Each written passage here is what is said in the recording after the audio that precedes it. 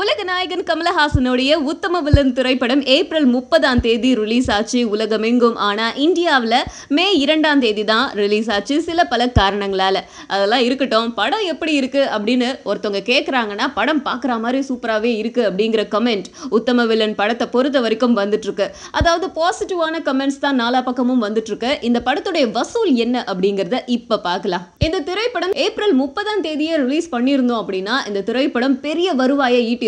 இத 2 நாட்கள் தாமதமா வெளியிட்டதுனால 10 கோடி ரூபாய் வருவாயை இந்த திரைப்படம் இழந்துருச்சு அப்படிங்கிற ஒரு கருத்து அப்படியே பரவலா பரவிட்டு வருது. இன்னொரு விஷயம், இந்த திரைப்படம் மற்ற கண்ட்ரில என்னென்ன தியேட்டர்கள்ல ரிலீஸ் ஆச்சு, அதுல எவ்வளவு அமௌண்ட் வந்து இது வசூல் பண்ணுச்சு அப்படின்னு பார்த்தா, மலேசியா, தமிழர்கள் நிறைய பேர் வாழக்கூடிய இடத்துல 26 திரையரங்குகள்ல வெளியாச்சு. இந்த திரைப்படம் 3 நாட்கள்ல 95 லட்சத்தை வந்து வசூலிச்சிருக்கு.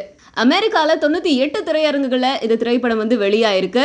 தமிழை பொறுத்த வரைக்கும் இந்த திரைப்படம் 3 கோடியை சம்பாரிச்சிருக்கு அப்படின்னும், தெலுங்குல 26 லட்சத்தை வசூலிச்சிருக்கு.